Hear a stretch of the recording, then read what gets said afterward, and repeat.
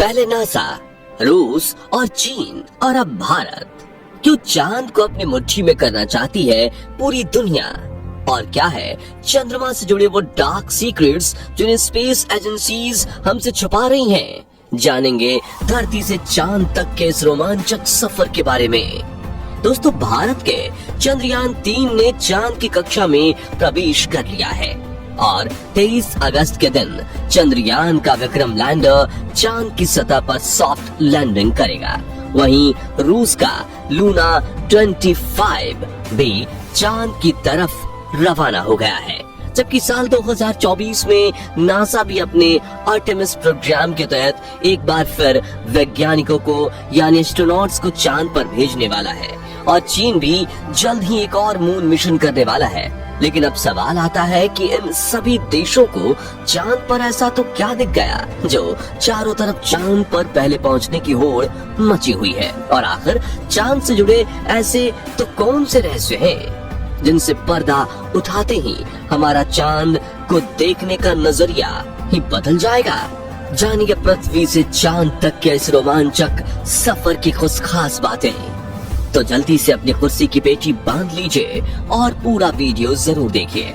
दोस्तों, चांद हमारी पृथ्वी से 3,84,400 किलोमीटर दूर है और अगर हम सीधा रास्ता पकड़ते हैं तो इसी के आसपास डिस्टेंस में ही हम चांद की सतह पर पहुंच जाएंगे। जबकि भारत के चंद्रयान 3 के रास्ते से हमें चांद पर पहुंचने में 42 दिन लगेंगे, क्योंकि चंद्रयान 3 ने चंद्रमा की तरफ जाने का अंडाकार रास्ता चुना है, जिसमें वो पहले पृथ्वी के चक्कर लगाकर चांद की एक लंबे रूट से बढ़ेगा और फिर चांद के भी चक्कर लगाकर लैंडिंग करेगा।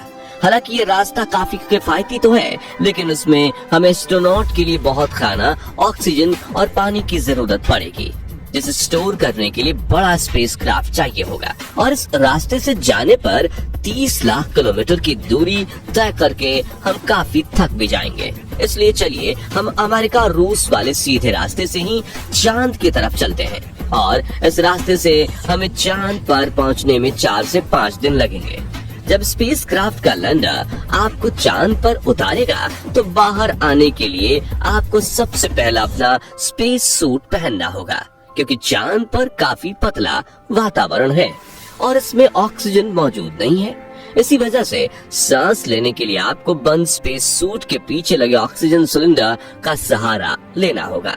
स्पेस सूट पहनने के बाद जब आप चांद की सतह पर कदम रखेंगे तो खुद को काफी हल्का महसूस करेंगे। दरअसल चंद्रमा का गुरुत्वाकर्षण पृथ्वी से 6 गुना कम है, इसलिए अगर पृथ्वी पर आपका वजन 60 किलोग्राम है तो चांद पर यह सिर्फ 10 किलोग्राम ही हो जाएगा। इसी वजह से पहली बार चांद पर कदम रखते ही शुरुआत में आपका बैलेंस बिगड़ेगा और आप चलने के बजाय उछलते हुए नीचे भी गिर सकते हो। इसलिए चांद की सतह पर संभल कर कदम रखना जरूरी है। खैर, अब चांद की सतह की बात करें तो यहाँ पृथ्वी की तरह सीधे रास्ते नहीं बने हुए हैं, बल्कि चांद की सतह उबड़ खाबड़ है और यहाँ जगह जगह पर चट्टाने, पहाड़ और बड़े बड़े क्रैटर यानी गड्ढे हैं। चांद पर ये गड्ढे अरबों सालों से गिर रहे उल्कापिंडों की वजह से बने हैं और ये 1 सेंटीमीटर से लेकर 2500 किलोमीटर तक बड़े हैं।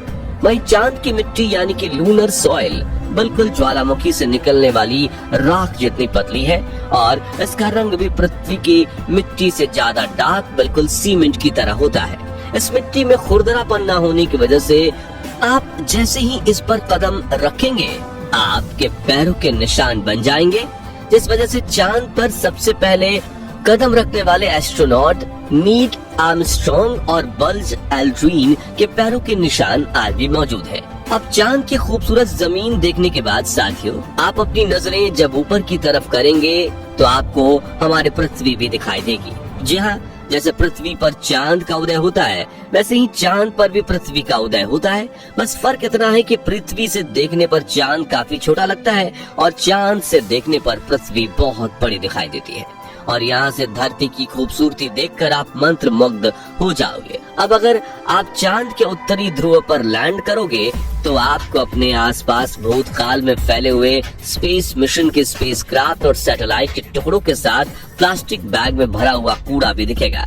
ये कूड़ा नासा के उन 12 एस्ट्रोनॉट्स ने फेंका है जो चांद पर जा पाए। दरअसल इन बैग्स में इनका मलमूत्र और खाने के रैपर्स वगैरह का वेस्ट है। वहीं अगर आप चांद के दक्षिणी ध्रुव पर उस जगह उतरते हैं जहां 4 साल पहले चंद्रयान 2 क्रैश लैंड होकर गिरा था, तो वो आज भी आपको उतनी बुरी कंडीशन में नहीं मिलेगा, क्योंकि क्रैश लैंड होने के बाद ना तो वो बारिश और ना ही तूफानी बवंडर से रूबरू हुआ है।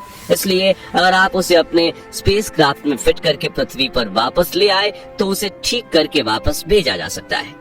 दोस्तों, आप ये तो जानते ही होंगे कि स्पेस के सभी सेलेस्टियल ऑब्जेक्ट्स पर अचानक उल्कापिंडों की बारिश हो जाती है। ये तो अच्छा है कि पृथ्वी की मैग्नेटिक फील्ड इन उल्कापिंडों को या तो साइड में धकेल देती है या फिर ग्रेविटी और एटमॉस्फेयर इसे धरती तक पहुंचने के पहले ही जलाकर राख कर देते हैं। लेकिन चांद की मैग्नेटिक फील्ड पृथ्वी के मुकाबले काफी कमजोर है। इसकी ग्रेविटी भी कम है और यहाँ घना वातावरण भी मौजूद नहीं है। इसी वजह से चांद पर लगातार उल्कापिंडों की बारिश होती रहती है। ऐसे में कोई भी उल्कापिंड गिरकर आपको पल भर में मौत के घाट उतार सकता है। इसलिए आपको उल्कापिंडों पर नजर लगाए बैठे कमांड सेंटर के वैज्ञानिकों से लगातार संपर्क बनाए रखना होगा। अब अगर आप सोच रहे हैं कि आप अपने किसी दोस्त या फिर लाइफ पार्टनर को चांद पर साथ लेकर जाकर गप्पे लड़ाते हुए अपने मून मिशन पर काम करें, तो आपको बता दें कि ऐसा मुमकिन नहीं है, क्योंकि चांद पर वातावरण न होने की वजह से साउंड वेव ट्रैवल नहीं कर पाती। यानी कि अगर आप अपने साथी को कुछ बोलेंगे तो वो आपके होंठ हिलते हुए तो देखेगा, लेकिन आपकी आवाज नहीं सुन पाएगा। इतना ही नहीं, चांद पर आपको अपनी आवाज तक नहीं सुनाई देगी, मानो जैसे मोबाइल की तरह किसी ने आपको भी साइलेंट मोड पर डाल दिया है। हालांकि एस्ट्रोनॉट चांद पर एक प्रेशराइज्ड स्पेस सूट पहनते हैं, जिसमें साउंड वेव को ट्रैवल करवाने के लिए नाइट्रोजन और ऑक्सीजन की मदद से कृत्रिम वायुमंडल बनाया जाता है। साथ ही इन्हें एक माइक्रोफोन वाली हेडफोन पहनाई जाती है, जिसके जरिए ये अपनी साथी और कमांड सेंटर की आवाज सुन सकें और जवाब भी दे सकें। अब दोस्तों, चांद पर अपने काम को पूरा करके जब आप सोने जाएंगे तो सुबह आपको सूरज की रोशनी नींद से नहीं जगाएगी, क्योंकि चांद को अपनी धुरी पर घूमने में 28 दिन लगते हैं, जिस वजह से चंद्रमा पर एक दिन 14 दिन का होता है और 14 दिन की रात होती है। यानी कि वहाँ एक दिन रात पृथ्वी के 28 दिन के बराबर होता है। ऐसे में अगर आप दिन के समय चांद पर गए तो 24 घंटे ही आपके आसपास उजाला होगा और सोने व जागने के लिए आपको पृथ्वी के समय का इस्तेमाल करना होगा, क्योंकि आपका शरीर उसी तरह से काम कर पाएगा। बता दें कि अंतरिक्ष में गए सभी astronauts omega speedometer professional watch पहनते हैं, जिसमें वो रात का अलार्म लगाकर सोते हैं और सुबह अलार्म बजते ही उठ जाते हैं। साथियों, एक और बड़ी दिक्कत है कि रात के समय चांद का तापमान -130 डिग्री तक पहुंच जाता है, जबकि दिन के समय यही तापमान 120 डिग्री सेल्सियस तक बढ़ जाता है। वैज्ञानिकों द्वारा की गई खोज के मुताबिक चांद के हर हिस्से का तापमान अलग अलग होता है और इसमें से सबसे खतरनाक जगह पर चांद के दक्षिणी ध्रुव में मौजूदा डार्क साइड। आपको बता दें कि चांद के इस इलाके में काफी बड़े बड़े गड्ढे हैं और कई अरबों सालों से यहाँ सूरज की रोशनी नहीं पड़ी है।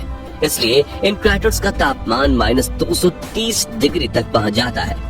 इतने कम तापमान में स्पेसक्राफ्ट के उपकरण काफी ठंडे पड़ जाते हैं और कुछ तो इस तापमान की मार झेल नहीं पाते। इसी वजह से दुनिया के किसी भी देश ने चांद के दक्षिणी ध्रुव में लैंडिंग नहीं की है और यही वजह है कि भारत अपने चंद्रयान 3 को वहां पर दिन के समय में ही उतारने वाला है, ताकि तापमान ज्यादा ठंडा न रहे।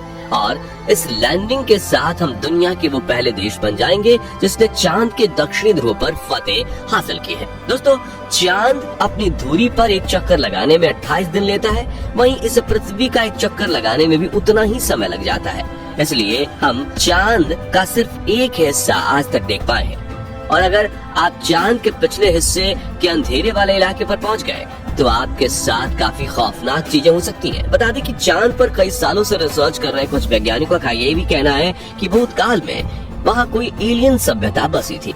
और आज भी चांद के डार्क जोन में एलियन मौजूद हो सकते हैं। हालांकि आज तक किए गए सभी मून मिशन में हमें उनकी मौजूदगी का कोई पुख्ता सबूत नहीं मिल पाया है, लेकिन अब चांद के इस रोमांचक सफर को यहीं पूरा करके अपने स्पेसक्राफ्ट में बैठकर पृथ्वी पर वापस लौट आते हैं और ये जानने की कोशिश करते हैं कि वैज्ञानिकों को चांद में इतनी दिलचस्पी है क्यों।